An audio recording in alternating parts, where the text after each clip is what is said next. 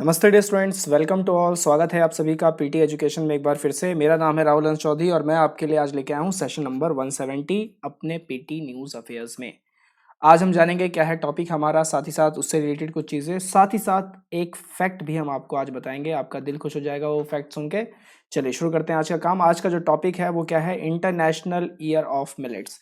Millets देखिए बहुत ज़्यादा ज़रूरी है ह्यूमन इवोल्यूशन की। अगर आप बात करें कि हिस्ट्री ऑफ ह्यूमन इवोल्यूशन कैसे रही है, तो जैसे जैसे प्रोटीन इंटेक हमारे लिए बढ़ता चला गया है वैसे वैसे हमारी सोचने की क्षमता भी बढ़ती चली गई है। राइट, कि कहाँ हम चार पैरों पे चलते थे, अब हम बाईपैड हो गए हैं, दो पैरों पे ही चल रहे हैं। और आगे आने वाले समय में तो हम चलेंगे भी नहीं, शायद बैठे बैठे ही सारा काम होगा, मशीन्स अपने आप सब कुछ टेक ओवर कर जाएगी। इस पे एक बहुत अच्छी प्यारी सी मूवी है, ज़रूर देखिएगा, जहाँ पे मशीनों का कब्जा हो जाता है। And the movie name is matrix. तो आप ज़रूर देखिएगा, बहुत बेहतरीन मूवी है। राइट, 3 पार्ट्स हैं, पहला पार्ट ही देख लीजिए तो काफ़ी आपको मज़ा आएगा। रिलेटेड है important facts foreign institutions and organisation से। चलिए आज का काम हम शुरू करते हैं। सबसे पहले हमारी जो बातचीत होगी वो ये होगी कि ये इंटरनेशनल ईयर ऑफ मिलेट्स आखिरकार डिक्लेयर किया तो किया किसने है, कौन है इसकी अथॉरिटी जिन्होंने ये डिक्लेयर किया है कि 2023 को हम इंटरनेशनल ईयर ऑफ मिलेट्स घोषित कर देंगे। नाउ पहला बिंदु अगर हम देखें तो यूनाइटेड नेशन की जो जनरल असेंबली है उन्होंने ये रिजोल्यूशन लिया है और 2023 को क्या डिक्लेयर किया है, इंटरनेशनल ईयर ऑफ मिलेट्स। इस रिजोल्यूशन को स्पॉन्सर्ड किया है भारत जैसे देशों ने, बांग्लादेश ने, केन्या ने, और भी बहुत सारे देश हैं जिन्होंने इसको मतलब अपना सपोर्ट दिया है, स्पॉन्सर किया है। अब ये ऑब्जेक्टिव लाया क्यों गया, ये मतलब ये क्या ज़रूरत थी कि इंटरनेशनल ईयर ऑफ मिलेट्स बताने की या बनाने की। तो रिजोल्यूशन ये था कि अवेयरनेस जो है वो इंक्रीज करनी होगी और डायरेक्ट पॉलिसी एक्शन लेने होंगे, क्योंकि हेल्थ बेनिफिट्स, हेल्थ चैलेंजेस देखिए अब इंक्रीज हो गए हैं। जैसे जैसे कोरोना के बाद हेल्थ चैलेंजेस इंक्रीज हो गए हैं। कोई भी अब मतलब इस तरीके का मान लीजिए कि कोई दूसरा भी अगर वायरस आ जाए, जैसे कि कोरोना वायरस के बीच में ही आप में से कई लोगों ने सुना था हंता वायरस अब आ गया है। Right, हंता virus. राइट, तो उसमें क्या है कि लोग थोड़े से डर गए थे, अरे बाप रे, मतलब एक ने तो पीछा छोड़े नहीं, दूसरा और आ गया। तो ऐसे ऐसे हेल्थ चैलेंजेस अब बढ़ जाएंगे, क्योंकि जैसे जैसे ग्लोबल कनेक्टिविटी बहुत ज़्यादा ईजी होती जा रही है, हम ग्लोबली बहुत ज़्यादा इजीली कनेक्ट कर रहे हैं एक दूसरे से बैठे बैठे। आज ऑनलाइन क्लासेस चलती हैं, आज बच्चों को कहीं जाना नहीं पड़ता, घर पे बैठे बैठे ही अगर उनके पास थोड़ा बहुत सिस्टम है ठीक ठाक, वो अफोर्ड कर सकते हैं। अगर हम भारत की बात अभी छोड़ भी दें तो अगर वेस्ट के देशों में अगर हम बात करें तो वहाँ पे सिस्टम ऐसा है कि आप घर बैठे बैठे ही आपको सब कुछ मिलने लगेगा। तो राइट नाउ कि अब अगर मैं एजुकेशन सेक्टर में ही अगर आपसे रिलेटेड बात करूँ कि चेंजेस कितनी तेज़ी से आ रहे हैं, तो एजुकेशन सेक्टर में ही अगर मैं आपसे बात करूँ तो अब सब कुछ ऑनलाइन ट्रेंड पे जा रहा है। हर रिसोर्स फ्रीली अवेलेबल है, हर चीज़ फ्रीली अवेलेबल है। अब दिक्कत ये है कि जब चीज़ें बहुत आयत में हो जाती है, बहुत मात्रा में हो जाती है, तो उसकी क्वालिटी को जज कर पाना ना बहुत मुश्किल हो जाता है। क्वालिटी को जज करना बहुत मुश्किल हो जाता है। तो इसमें सक्सेस वही लेके आएगा जिसके पास क्वालिटी बहुत अच्छी है। तो पीटी एजुकेशन के पास क्वालिटी बहुत अच्छी है, नो डाउट, अपनी तारीफ करने का कोई भी मौका छोड़ना नहीं चाहिए। राइट, चलो, तो मतलब ये है कि जिस इस तरीके के रेजोल्यूशन इसलिए लिए गए हैं क्योंकि हेल्थ चैलेंजेस काफ़ी ज़्यादा आ रहे हैं, न्यूट्रिशनल चैलेंजेस। देखिए अब जैसे आपका पहला सवाल कि ग्लोबल हंगर इंडेक्स भारत की क्या रैंक है, थोड़ी सुधरी है, लेकिन क्या उतनी सुधरी है, नहीं सुधरी है ना। तो भारत जैसे देशों में अगर हम बात करें तो बिल्कुल चीज़ें काफ़ी अपोजिट है as compare to the west culture, क्योंकि हमारी जो इकोनॉमी है मिक्स्ड इकोनॉमी हम लोग फॉलो करते हैं। अगर मैं वेस्ट के देशों को और एशियन नेशंस का अगर मैं मैस्लो ट्रायंगल बनाऊं, आप में से कई लोग मैस्लो ट्रायंगल जानते होंगे, मैस्लो ट्रायंगल। तो अगर मैं मैस्लो ट्रायंगल बनाऊं तो जो यूएस है, जो वेस्ट है, वो लोग सेल्फ एक्चुअलाइजेशन पे ज़्यादा जीते हैं। सेल्फ एक्चुअलाइजेशन, आप क्या कर सकते हैं, फेलियर्स को वो लोग सैल्यूट करते हैं कि कोई बात नहीं, फेल हुए हो, दोबारा खड़े हो गए, ट्राई करते रहो। हमारी जो सोसाइटी है, Asian societies are status driven society. यहाँ पे तो फेल होना मतलब गुनाह हो जाता है कि अगर आपसे थोड़ी बहुत भी इंग्लिश गलत बोल दी, अरे बाप रे इनकी तो इंग्लिश ही खराब है, अरे ये तो फेल हो गया यार। तो इस तरीके से काफ़ी सारी चीज़ें डिफरेंट डिफरेंट है। तो अब यूएन नेशन, यूनाइटेड नेशन जैसी जो ऑर्गेनाइजेशन है, वो ग्लोबल लेवल पे काम करती है, तो उनको बैलेंस रख के चलना पड़ता है। तो रेजोल्यूशन लिया गया था कि आपको अवेयरनेस रेज करनी है, न्यूट्रिशनल जो भी चैलेंजेस आ रहे हैं उनको कम करना है, और उनको कम करने का एक ही तरीका है, मिलेट्स का। जैसे मुझे अभी भी याद है कि द इकोनॉमिक्स का एक इशू आया था, जिसमें उन्होंने बोला था कि कैसे दुनिया भर में पोल्ट्री फार्म, जो आपके पोल्ट्री फार्म है और जो चिकन का कंजम्पशन है, मतलब नॉनवेज की अगर हम बात करें तो जो चिकन का कंजम्पशन है उसमें आपका इंक्रीमेंट ज़्यादा हो गया है। लोग अब मतलब एग्रीकल्चर वाली चीज़ों से हटकर इन्हीं पे ज़्यादा फोकस करने लगे हैं। लेकिन जब से कोरोना वायरस आया तो कई लोगों ने फिर ये वापस बैक टू शिफ्ट किस पे आ गए हैं, वो एग्रीकल्चर पे ही आ गए हैं। तो कोरोना वायरस के बाद देखिए ये क्या टैगलाइन आई है, इंटरनेशनल ईयर ऑफ मिलेट्स। नहीं आया होता तो इंटरनेशनल ईयर ऑफ चिकन भी हो सकता था। खैर ऐसा तो कुछ कभी आएगा नहीं, राइट। सो डरने वाली कोई बात नहीं है। चलिए, it also aim to draw focus for enhance investment in research and development and extension services related to millets.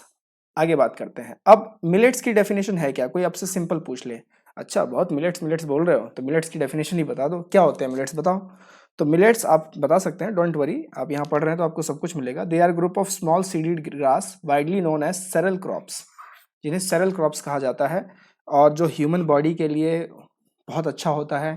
हम लोग खाने के तौर पे इस्तेमाल करते हैं, या फिर कह लीजिए कि ये हमारा चारा भी होता है, राइट। तीन तरीके के मेजर मिलेट क्रॉप्स होते हैं जो भी भारत में हाल फिलहाल उगाए जा रहे हैं। सबसे पहला है ज्वार, जिसे सोरगम कहते हैं, दूसरा है बाजरा, पर्ल मिलेट, और तीसरा है रागी, फिंगर मिलेट। तो ये तीन मुख्यतः भारत में जो है वो ग्रो किए जाते हैं। अब इसमें क्या है कि जैसे जैसे आप इनकी इनटेक बढ़ाएंगे अपनी डाइट में, आपके हेल्थ बेनिफिट्स आपको अपने आप दिखने लगेंगे, राइट। प्योर ऑर्गेनिक होते हैं, और मतलब काफ़ी कुछ और भी अलग फ़ायदे हैं इन सब चीज़ों के। अगर हम स्टेप्स देखें कि गवर्नमेंट ने इसको लेके क्या, इनके प्रमोशन को लेके क्या स्टेप्स फॉलो किए हैं, तो सबसे पहला उन्होंने एक इनिशिएटिव लॉन्च किया for nutritional security through intensive millet promotions. उसके बाद एमएसपी जैसी चीज़ों में उन्होंने प्राइस हाइक करके इंसेंटिव देने की कोशिश की, ताकि भाई इसका प्रमोशन और प्रोडक्शन दोनों अच्छे से बेहतर तरीके से होता रहे। इंटीग्रेटेड सीरियल्स डेवलपमेंट करके प्रोग्राम्स लॉन्च किए स्टेट वाइज, जिसमें कोर्स सीरियल्स जो है उनको प्रमोट किया गया, और उनको बोला गया कि आप इसे डाइट में डालिए। बहुत जगह पे मतलब जो फूड कल्चर भी लगते रहते हैं, फूड पार्क्स है, मेगा फूड पार्क्स। तो आपके लिए आज का जो है पहला सवाल कि भारत का पहला मेगा फूड पार्क कहाँ पे खुला था, बताइए। बिल्कुल आसान सा फैक्ट, बहुत सारे एग्जाम में पूछा गया है और आगे भी पूछा जाएगा कि भारत का पहला मेगा फूड पार्क कहाँ पे खोला गया था, राइट। तो इस तरीके के कुछ बेनिफिट, इस तरीके के कुछ स्टेप्स जो हैं उठाए हैं गवर्नमेंट ने इसको देखते हुए। अब इसका बेनिफिट क्या है सर, आप इसके बेनिफिट्स भी बता दो। तो बेनिफिट्स ये है कि अगर आप जितना इसको प्रोडक्शन करेंगे और जितना इसकी प्रमोशन करेंगे, देखिए सबसे पहले क्या होगी कि आपकी फूड सिक्योरिटी बहुत अच्छी तरीके से इंश्योर हो जाएगी। तो फूड सिक्योरिटी एक्ट 2013 है हमारे पास, जिसका बर्डन अभी तक हम लोग डब्ल्यूटीओ में झेल रहे हैं, राइट। क्या मामला है ये, आप में से कौन जानता है, जरूर बताइए कि डब्ल्यूटीओ में फूड सिक्योरिटी एक्ट 2013 को लेकर क्या झगड़े चले, और भारत को किस तरीके से सनसेट क्लॉजेस बाद में दिए गए, और फिर दोबारा वो झगड़ा जो है अब शुरू होने की कगार पे है। जैसे ये सब कुछ शांत हो जाएगा फिर दोबारा झगड़ा वो चालू हो जाएगा। दूसरा, आपकी न्यूट्रिशनल सिक्योरिटी भी काफ़ी प्रॉपर बनी रहती है, क्योंकि महात्मा गांधी जी का ही वाक्य था कि स्वस्थ शरीर में ही स्वस्थ मस्तिष्क का वास होता है। तो जब हेल्थ ही नहीं है तो वेल्थ कहाँ से आएगी, राइट। तीसरा, सेफ्टी फ्रॉम डिजीज होता है कि जितना आप इन सब चीज़ों को अपनी डाइट में फॉलो करते हैं, देखिए कुछ चीज़ें हैं जो आपको बीमारी से बिल्कुल दूर रखेंगी। सबसे पहला, आपको अपनी डाइट में फ्रूट्स रखना है। मैं डॉक्टर नहीं हूँ लेकिन मैं बता सकता हूँ थोड़ा बहुत, क्योंकि मैं भी बहुत फॉलो करता हूँ, राइट। आपको थोड़ा सा डाइट में अपने फ्रूट्स रखना है। 30 to 40 मिनट्स की डेली आप मतलब कुछ भी अच्छी सी एक्सरसाइज, स्किपिंग कर ली, एयर बाइक कर लिया, जॉगिंग कर लिया, साइकिलिंग कर ली, ठीक है। 30 to 40 मिनट की एक्सरसाइज, ताकि बॉडी को ना एक रीजनरेशन मिले। बॉडी आपकी थकेगी, बॉडी में आप मतलब कुछ एक्टिविटी करेंगे तो बॉडी आपकी बहुत ज़्यादा वापस से कम बैक करेगी रिचार्ज होकर। तो इस तरीके की चीज़ें, और वेजिटेबल्स ज़्यादा खाएं जितना हो सके। तो ये जो आपके जंक फूड्स हैं, जैसे बर्गर हो गए, पिज़्ज़ा हो गए, खा लीजिए कभी कभार के लिए, बहुत बेटर रहता है, लेकिन ज़्यादा मत खाइए। जैसे भी गर्मी का महीना शुरू हो जाएगा, फिर ये कोक ड्यू ये सब चलने शुरू हो जाएंगे। मैं इनको बदनाम नहीं कर रहा हूँ, मैं ये कह रहा हूँ कि इसका इंटेक ज़्यादा ना करें, राइट। आप इसे ले सकते हैं सेवन के तौर पर, बेवरेजेस हैं, अच्छे हैं, कभी कभार चलता भी है, लेकिन इसका इंटेक ज़्यादा ना करें, क्योंकि अति सर्वत्र वर्जित है। हमेशा हर चीज़ की अति जो है वो खराब होती है। वेजिटेबल्स को ज़्यादा रखें, चपाती वगैरह खाते रहें, राइट। तो इन सब चीज़ों से जो होगा आपकी बीमारी दूर रहेगी। ये बात हमारी सरकार भी समझती है, लेकिन लोग जनरली नहीं समझते, काम में काफ़ी मशरूफ़ हो जाते हैं, जिसके कारण अपनी जो दिनचर्या है उसको सही से फॉलो नहीं कर पाते हैं। दूसरा, इन सभी के साथ अगर ये 3 पैरामीटर्स फॉलो हुए तो इकोनॉमिक सिक्योरिटी भी बढ़ेगी। कैसे बढ़ेगी, आप काम बहुत अच्छा कर पाएंगे, और आपको जो इकोनॉमिक गेन मिलेगा वो काफ़ी बेहतर मिलेगा, राइट। तो ये कुछ बेनिफिट्स थे, एडवांटेजेस थे इन सब चीज़ों को लेके। तो इसका प्रोडक्शन और प्रमोशन बहुत ज़्यादा ज़रूरी है, भारत सरकार इस पे लगातार लगी हुई है।